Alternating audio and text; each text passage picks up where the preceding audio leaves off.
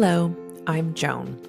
I'm a Canadian family physician who also works as a restorative medical educator, facilitator, and coach. I create spaces that rehumanize the work of healthcare. I'm creating this podcast to remind myself, as well as anyone else working in a helping profession, that when you are working and caring for your human patients, you are the other human in the room.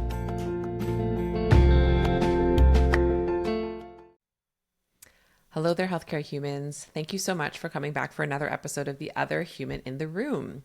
So, if you're listening to this as it's being released, this is the first episode of 2025. If you're watching this on YouTube or notice on social clips, yes, I am wearing the same thing that I was wearing in the last podcast. Well, actually, no, I took off my cardigan for slight differentiation, but I am recording this still in 2024 before going off on the Christmas holidays. But I'm excited to record this one because I know New Year's resolutions are kind of a mixed bag, often a bit shamey, a bit shouldy, and they can have their own guilt cycle to them. And I am not going to be offering any New Year's resolutions to you, but I am going to offer what has really helped me the past few years instead of resolutions, which is picking like a theme, picking a practice, an intention. But I think really theme is the best word to describe what I do, which is like, what is this year going to be centered around for me? So last year's theme was pleasure, joy, delight, pleasure practices. And you heard that in a lot of the podcasts I put out were on that theme.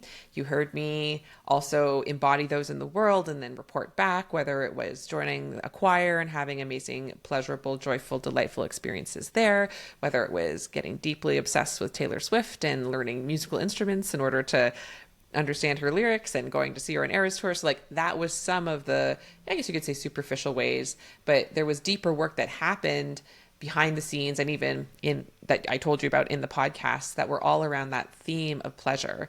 I would look for and sort of decide what I did based on like, do I think this would feel good? I would decide to stop doing something when I checked on myself and said, is this feeling good? Yes or no, right? And so that was like a real driving force behind my entire year last year, and I loved it. And this year, I've already mentioned it on at least one podcast. I was already sensing through the fall what the theme for this year is, which is power. I feel kind of like shivery saying it. Power is not like an idea or a notion that I naturally gravitate towards. Well, I say naturally, but I think so. I've been socially conditioned away from ideas of power. Let's put it that way instead. So I'm like kind of cringing even saying it, like, oh my gosh, am I going to talk about power this whole year?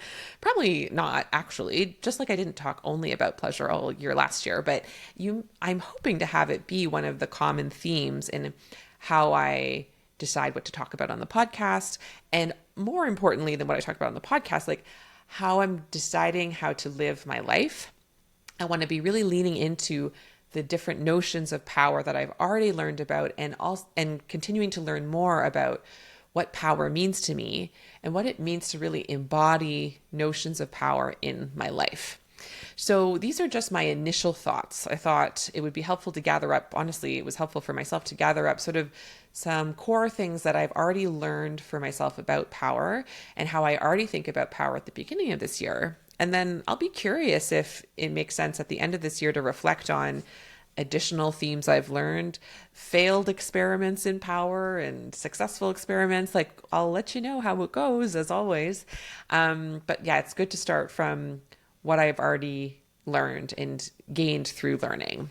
And that's what I'm sharing on today's podcast. So I would say like the core, say teaching or the core idea that I have found really helpful already to learn and embody and helps me to differentiate what I even mean by power is to separate sources of power. Because it helps me to think of power as literally, like electricity is power, So when we think about power, it's like a force. It's like something, you can overpower people or you can be powered over by people. It's like an energy force that exists. It exists in relationship to me in the natural world, but most of the time when we're thinking about power, we're thinking about it in relationship between me and other humans, really. Though perhaps by the end of the year, I'll be thinking more about the natural world. Now that I've said that, I'm like, yeah, that's a big part of it too, isn't it? But in any case, as like a simple beginning, I've come to really recognize that there are two major buckets that you can sort sources of power into: external sources of power and internal sources of power. I think when you hear the word power used in like a pop song or in a quote, like sometimes we're saying them all as at the same thing. Like the notion I'm thinking of now is oh gosh, what was that show?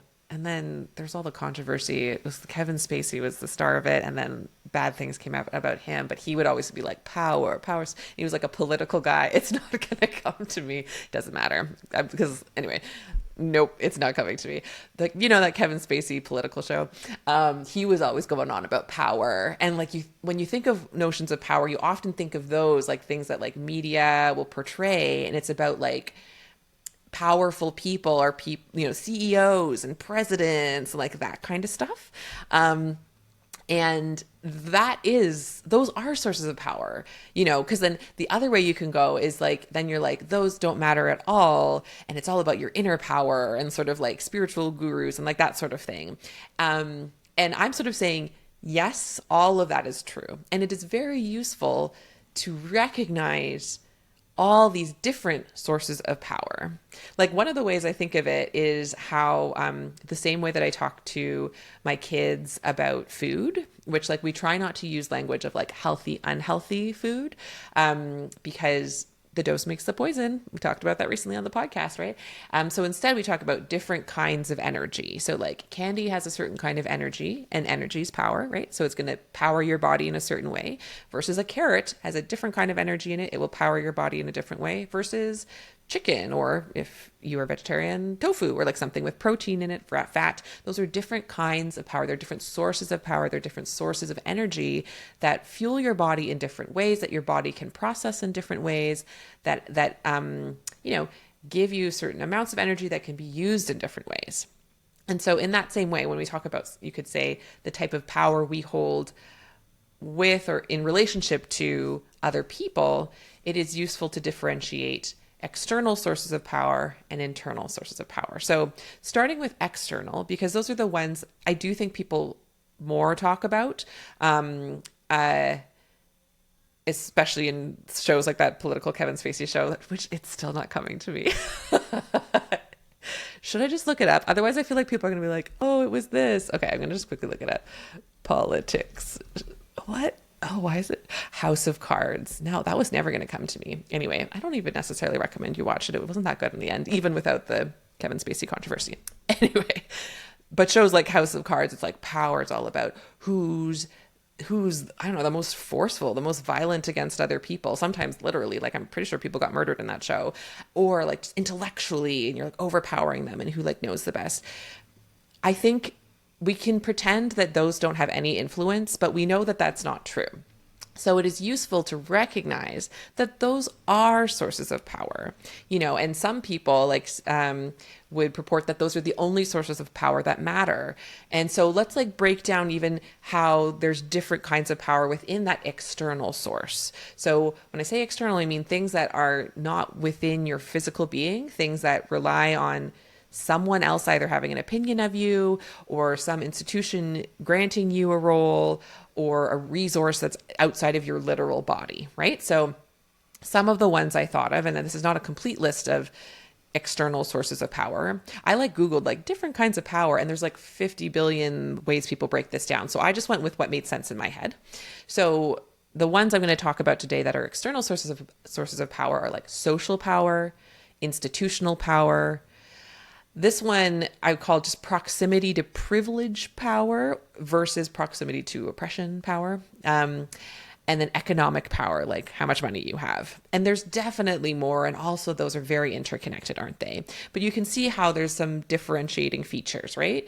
So the social power one, I think sometimes we think especially if we're doing a lot of like self-love work, we're sort of like, so that doesn't matter. And there's a way it does and doesn't matter, but it's useful to just recognize it's a thing, right? So like, depending on what society you're trying to have power within, even the like criteria of what will give you social power changes, right? So like, say you're trying to get famous on TikTok or whatever, your social power will be something kind of unique about you that enough people find is sticky and interesting and funny in the video you send, that now you're going to have social power. And there's sort of something ephemeral, but it's about people liking you in this very specific video short form based way, right? So like there's that kind of social power. It could be, say you're in high school, one of the definite factors of social power is if the right people think you're cool.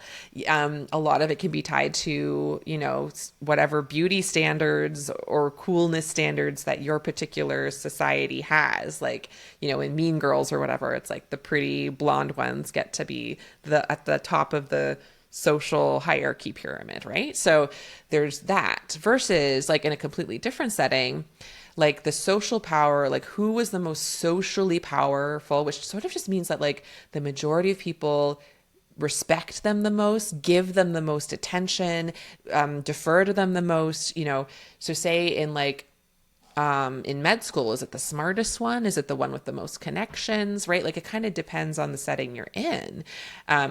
It could be like if you're in a really nerdy social circle, be the person who knows the most about the thing you're nerdy about could be the one with the most social power. Like there's all these dynamics that can be at play. I just finished watching Bridgerton. So like social power there, yes, it's based on money, but it's also how like old and respected your family is, right? So like just acknowledging that social power is a real dynamic that shows up. The kind of example I'm going to use around this is like, why there feels like there's different power dynamics in play between me and a patient. So I have more institutional power over a patient, kind of inherently because I'm a physician and they're a patient, right? So that's a different kind of power, which is like because of my training and because of how the hierarchy is sort of set up.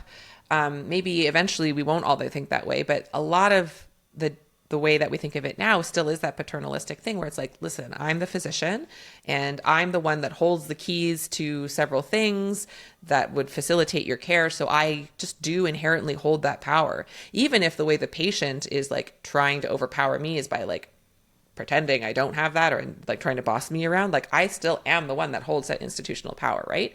But I may not feel that in the room at all, especially like say the way the person's treating me, I'm feeling like not cool. Like a classic example of this is like when I'm trying to connect with my teenage patients, right? I feel like I've mentioned this a couple of times recently, but like I'm always trying to be like the cool doctor with them. And it's just like, oh no, like they hold the social power.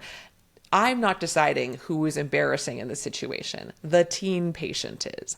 I decide what to offer them medication-wise, but they are deciding if I am cool. So we each have different kinds of power in that room. And I'm not equating like one is better or worse, but like there's something about just noticing that I find helpful. I just find helpful to be like, why am I reacting in this way? Oh, it's because I'm noticing I'm giving them and acknowledging the social power that they're having in this interaction, right?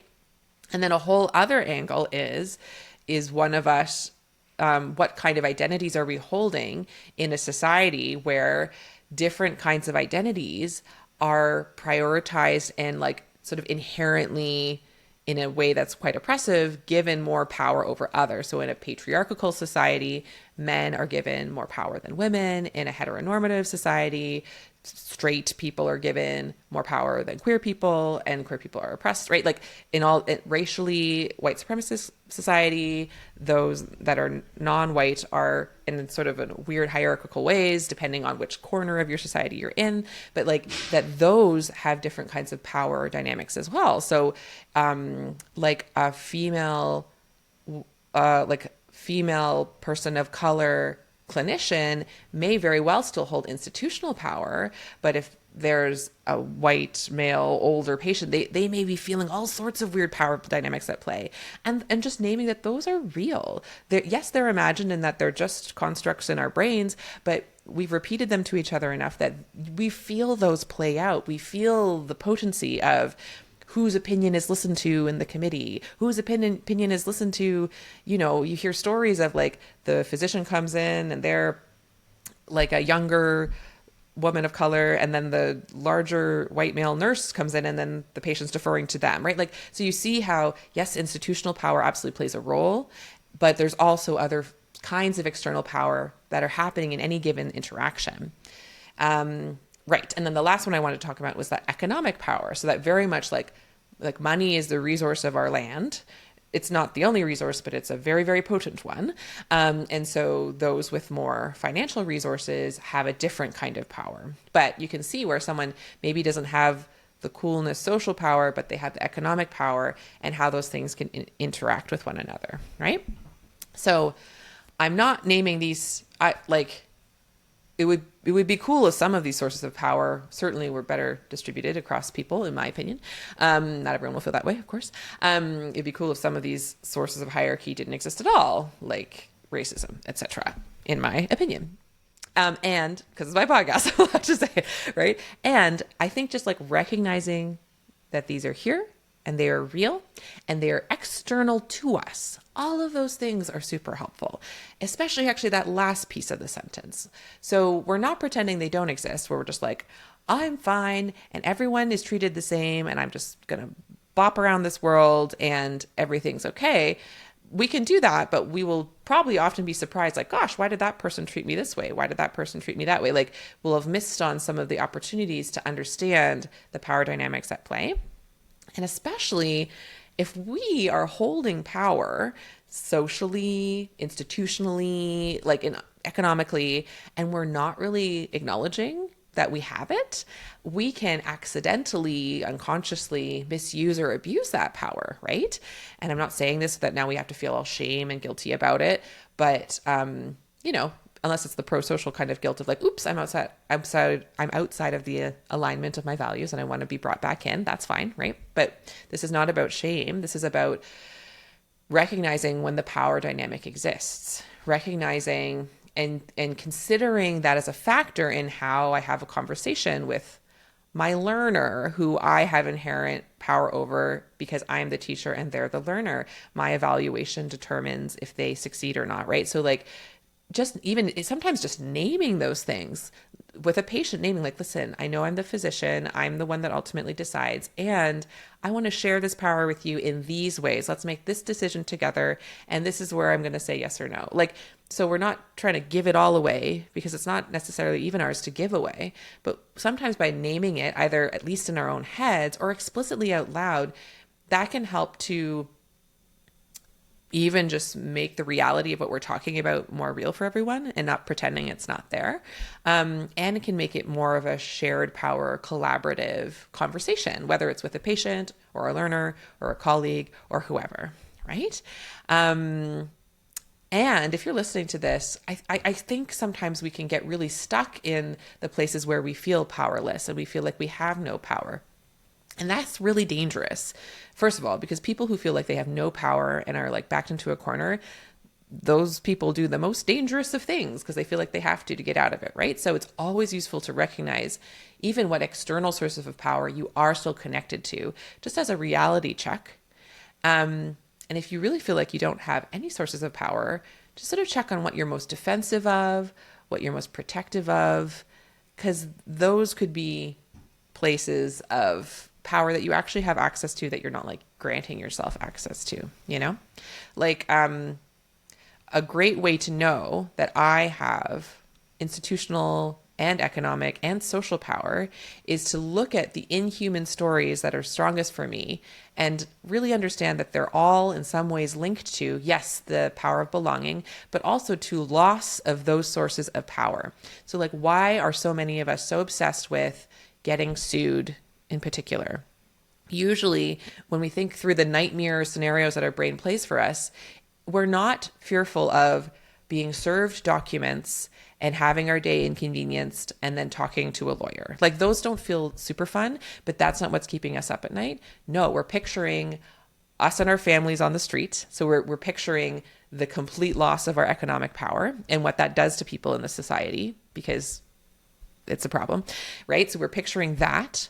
We're picturing, I know I was always picturing like being headline news. So losing that social power. So now I'm the shamed ex-doctor maybe of like, and, or even if I'm still a doctor, but I've lost social power, people don't respect me anymore. People think badly of me. I'm like an outcast in society. That's the reason I fear that, is because I do have it now. I have some amount of social power now. Most people don't treat me like a pariah. So I'm afraid of losing that social power. That means I have it now. And then like the third way is like losing my license. So losing access to that institutional power and everything, all I sacrificed to get it, all those things, right? So what are you most afraid to lose? And how is that connected to sources of power you actually do have within the external context of the society you live in? It is very useful to acknowledge that those are there. And sometimes when you can, really use them to your advantage. Especially, it feels best to me to use them towards the advantage of the values I actually want to put forth in the world. So when can I use my voice as, hey, I am a physician, and now I have a chance to talk to, I don't know, a politician or be on a committee. And how can I use the power that I have by being someone of expertise in this particular way towards something that's meaningful to me, right? And where do I not want to do that? Where do I want to neutralize the power as best I can, or at least name it and declare it as like I don't know, conflict of interest, but like name it as an issue, a feature in the room, right? So all of that is so important to notice, and to not shy away from, not to feel guilt about, not to pretend doesn't exist, and also to recognize that deciding when and when not to say, you could say exploit or take advantage of, those all sound kind of judgy, but what I just mean is like when to be like stepping into the fact that you have social power in this situation. Oh, I'm friends with this person, so let me connect you. Stepping into the fact that you have institutional power. Listen, I'm a physician, and now from that expertise voice, I'm going to share what I'm going to share. Listen, I'm mixed race, I'm white adjacent, whatever. Like I'm going to use my voice in this situation, understanding that others in a society that's full of oppressive constructs like may not. I could decide when and when I do not do that. And economic power, when, like, how much financial security do I have, and how does that allow me to do different things with my activities, with my choices, with my money, right? And like, not in a shamey way, but just in an acknowledging that all of that is happening. So I might as well like know that those are features of what is happening in my life and in the world, right? So the last thing I wanted to say about these external sources of power, which I have just found it really helpful to kind of acknowledge are real, and especially not get them mixed up with internal sources of power, which I'm going to get to in a minute. But I wanted to, before I move on to that, just share a really lovely quote that is a lovely vision of what power can mean sort of across society and with societal change. So the quote is from Martin Luther King Jr., and it says, he said, power at its best is love implementing the demands of justice. Justice at its best is power correcting everything that stands against love.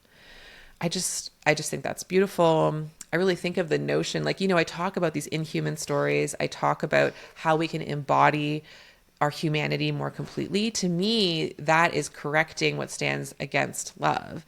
Individually, sure, but then through that portal, it has become so much easier, more empowering for me to do the same in alignment with my values for my patients in a way that feels sustainable and like rich and pleasurable to me, to say, hey, I'm going to stand up against your workplace for you, patient, or whatever it is, because like it's coming from this place of like using my power to correct what's standing in the way of love, standing against love. Like I just think that's very powerful to me. So powerful to me. The power of the written word. There you go. Another example of power. That is a a beautiful metaphor for power that I wanted to share with you. So that's the external power, sources of power part. Now, we can often get all mixed up between those external sources of power and internal sources of power. And so the differentiator is that internal sources of power are from us. They are completely within our control. They cannot ever be stripped away from us, even if external sources of power are stripped from us. I would say one way to think of inhuman stories are these lies about us that are connected to external sources of power and bringing them inside. So like internalized racism, like I'm never going to be good enough because of my race, because of my sex, like the way that more women have imposter syndrome than men or whatever. It's like, right, because I've been socialized to think the standard is men and I'm a woman. And like, if you look in healthcare, so it's like the impossible standard that everyone has to be an expert in a certain way and I don't fit that mold. That's bringing an external source of social power, which could be that we give awards to people who know the most knowledge or whatever. And that's like a cool external source of power, maybe. I don't know. Is it? Jeopardy winners are cool. But like if we then internalize it and say, oh, that means like I am powerless unless I have that much knowledge. I'm powerless unless I give that much. Like we've twisted it around. And now we've internalized a powerlessness story that doesn't need to be there inside of ourselves, right? So I made a list of some of the core sources of internal power that I found to be really true and effective sources of power where like I literally feel like energy and power when I am seated within them, you could say. I'm sure there's a million ways that you could think of these that I haven't even thought of for this initial podcast, but these are the ones that really came to me. And some of them have quotes and some of them actually reference previous podcasts. So I'm not going to go into a ton of detail about them, but like I just wanted to name them so you get a sense of what the heck I'm talking about when I say internal sources of power. Actually, I just thought of another one as I was talking, and it's maybe the cheesiest one, but it's got to be said. So, okay, I added that. So that means there's 6 internal sources. This is not a comprehensive list, but this is just what's coming to me as I'm delivering this podcast. So the first one is like, you could say the power of the truth, or the power of radically accepting reality.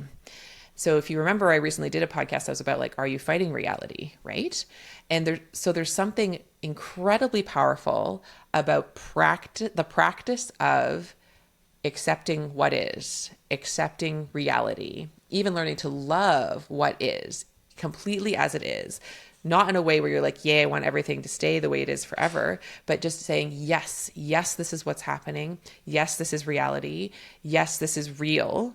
Because we diffuse and give away a lot of our power. We burn a lot of our power and energy fighting reality and thinking that things that are real and true about life aren't. For example, like when you fight reality by thinking you can work a zillion hours every week and it will never have an impact on your body, that's fighting. That's an embodied fighting of reality, of just like ignoring your body, ignoring the limits of our physical beings and powering through.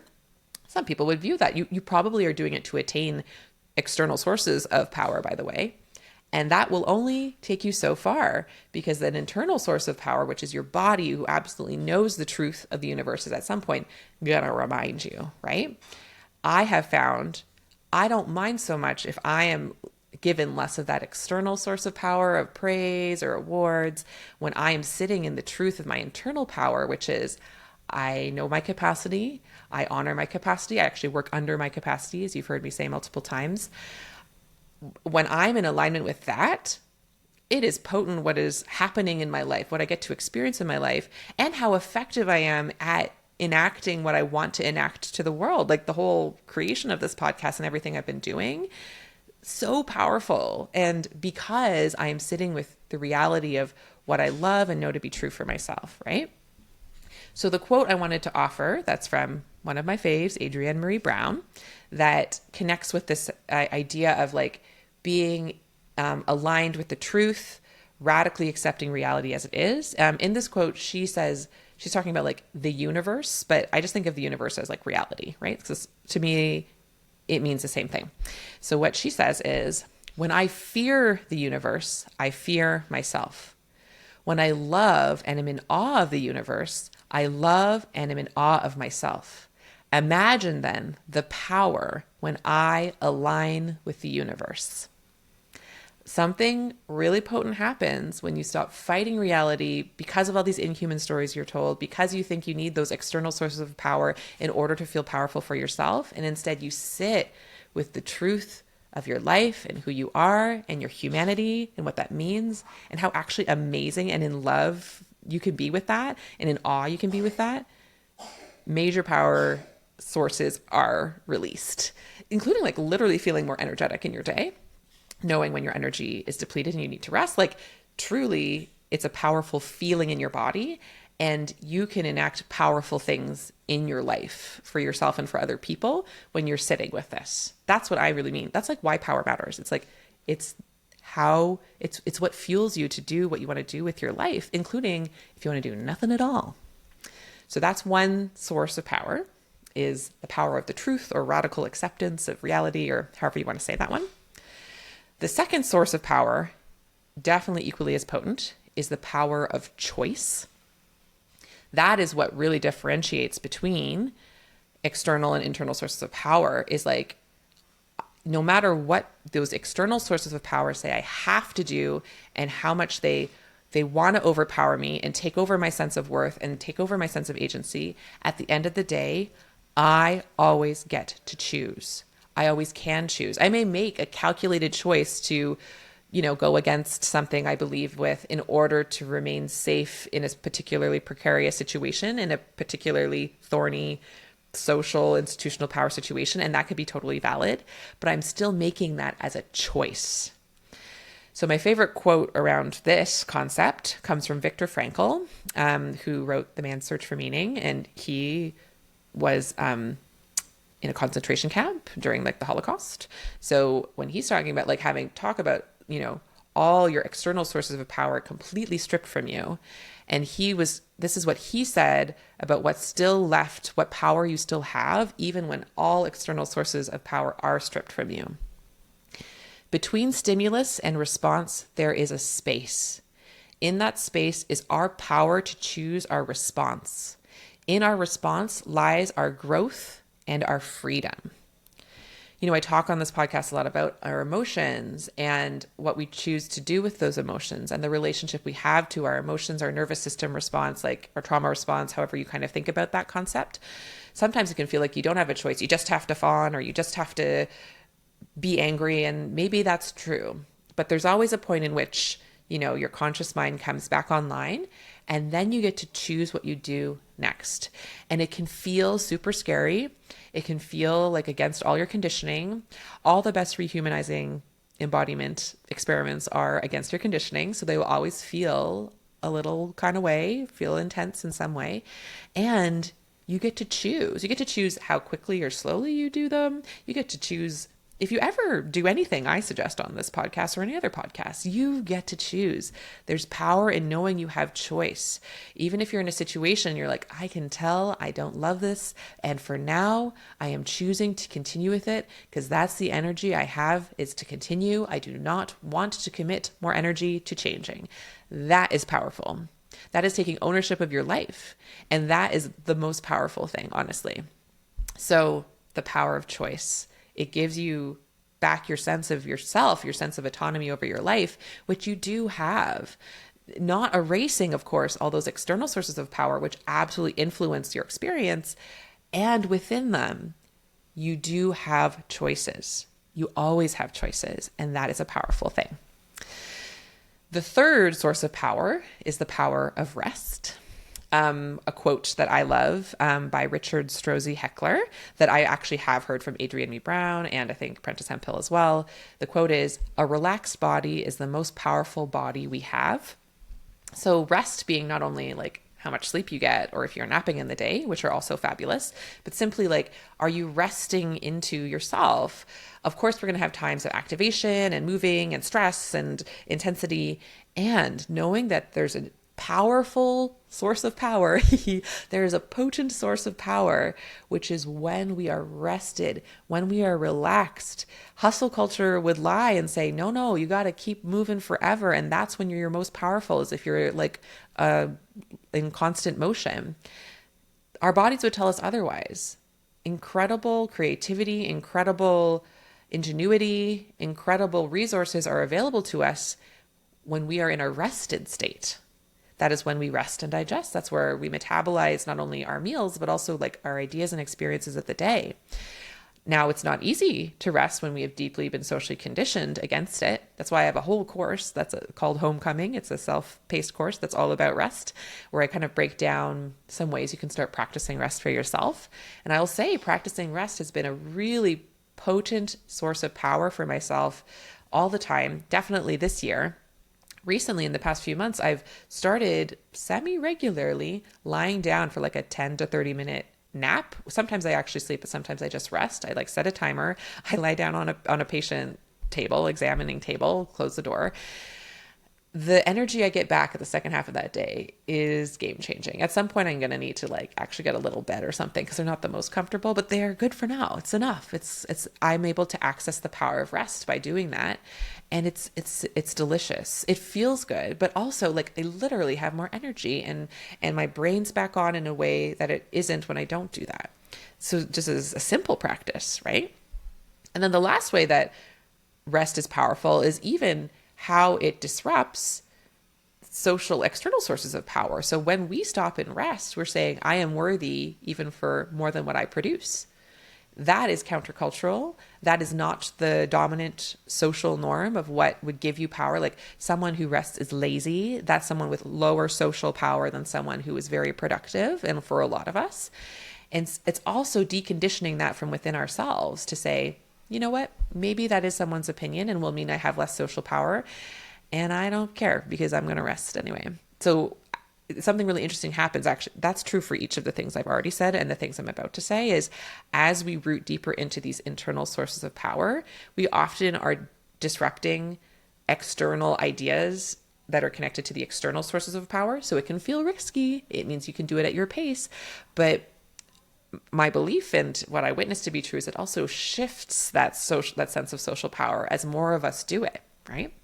So yet another reason to consider rest activism. Tricia Hersey. Yes, that's how you say her name.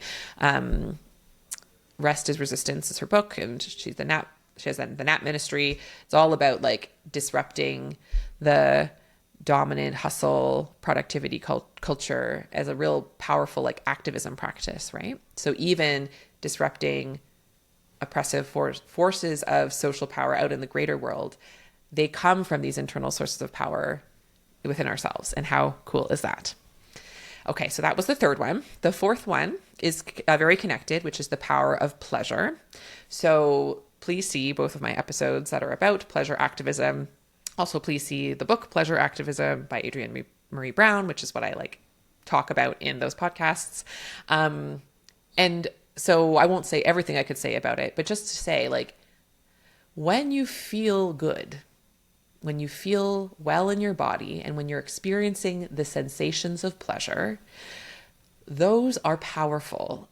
Not only because it's like, wow, I'm a worthy being who deserves pleasure, and like that's powerful to reclaim, but literally those are sources of fuel. Like fun and pleasure are fabulous sources of fuel to get stuff done.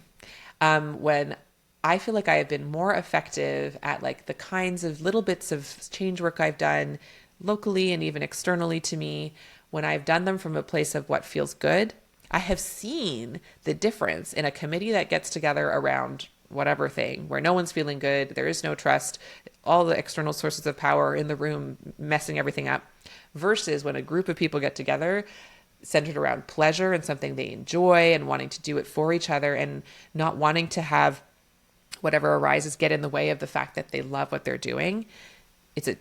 You want to know what's a more effective team? You know what gets more stuff done? What's a more effective and successful project? Definitely the latter, when you're centered around the power of pleasure. And so like the more we think about pleasure, not as extra, not as guilt ridden, but like literally this beautiful and essential ingredient to power, to including powerfully getting things done, include powerfully having a life worth living. Like the more we all weave more pleasure into our lives, the more powerful we become. And that's probably why there's so many sort of socialized messages that tell us that feeling pleasure is bad because then we're easier to control, you see? So love that for me. Certainly this past year, like I said, it's the theme of this year, and I felt the power of that. And I intend to continue to use pleasure practices as a vehicle and source of power as I'm experiencing more with power in the world. And just I'll let you know how it goes. It's already really let me know like, oh, this is not fun. This is not pleasurable. Even though I'm sitting in a room with people who hold different kinds of power, I can sense how this isn't where I'm going to be the most powerful and effective because this feels the opposite of fun. And, letting those experiences go versus other ones where I'm like, ooh, I still feel the aliveness here, even if it's a little bit messy, and just seeing how much more powerful and effective those encounters are. Second last source of internal power I wanted to talk about is just the power of attention. Always thinking about this. I was thinking about this morning as I was kind of discussing my ongoing dance and relationship with social media and my phone and why I'm getting drawn in, and not knowing that certainly our phones and all the different apps and players that are involved in drawing our attention to our phones, they all very much know the power of attention. They are monetizing and capitalizing on our attention, right? And so knowing that, yes, what we pay attention to is so powerful. Who do we want to pay our attention dollars to? I had a whole podcast about this, so I'm not going to fully go into it. But if you remember, what you pay attention to grows.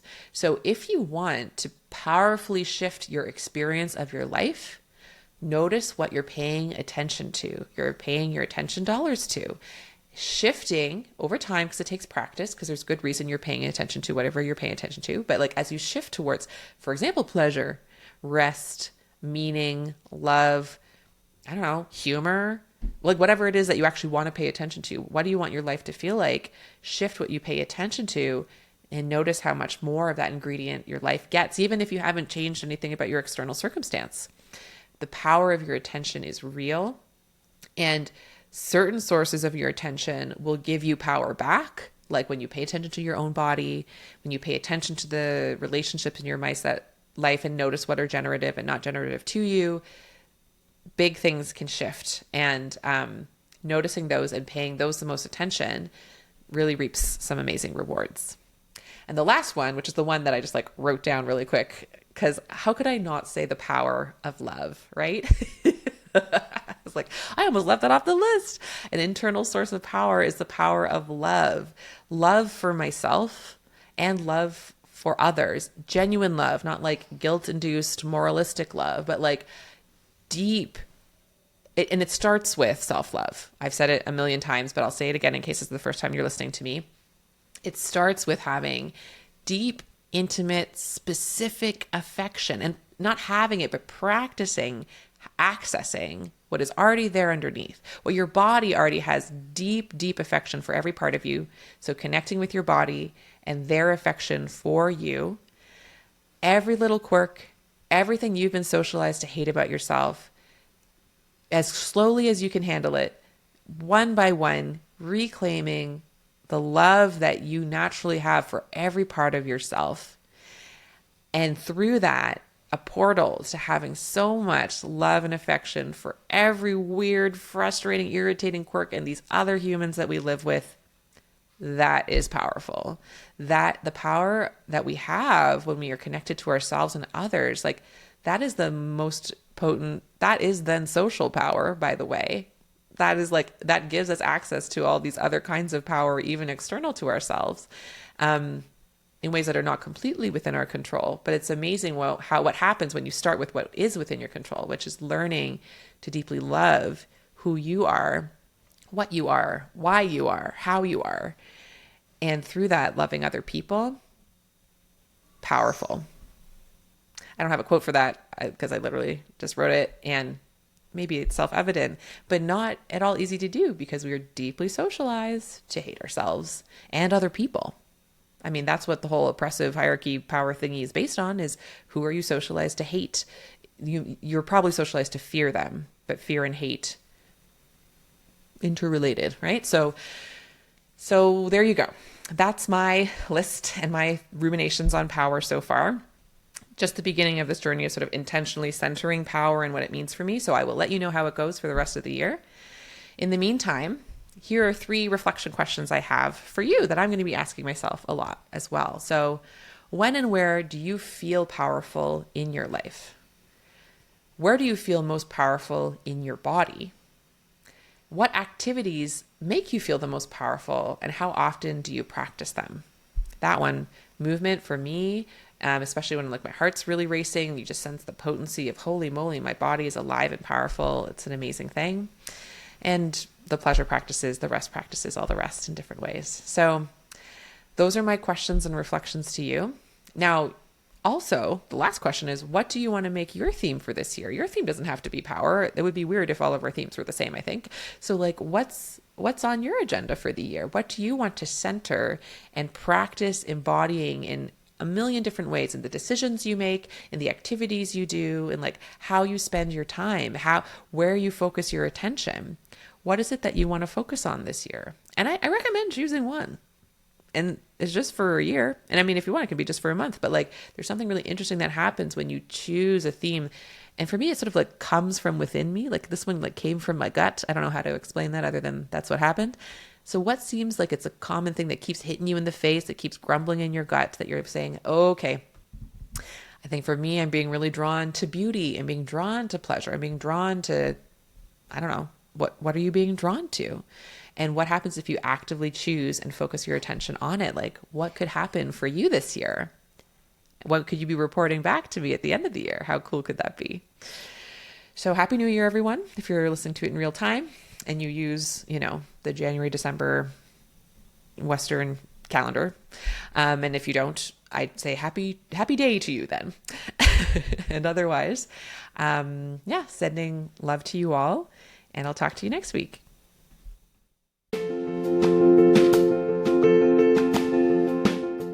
I would love to take this work deeper with you. Visit joanchanmd.com today and discover my growing menu of options for restorative medical education to suit your learning needs. I offer one-on-one coaching, customized workshops, and self-study courses that allow you to connect not only with my work on a deeper level, but also with other healthcare humans just like you. So if you want to start humanizing your work in healthcare to a deeper level and do it in community with others, please visit joanchanmd.com and find those options and what fits you and your life today.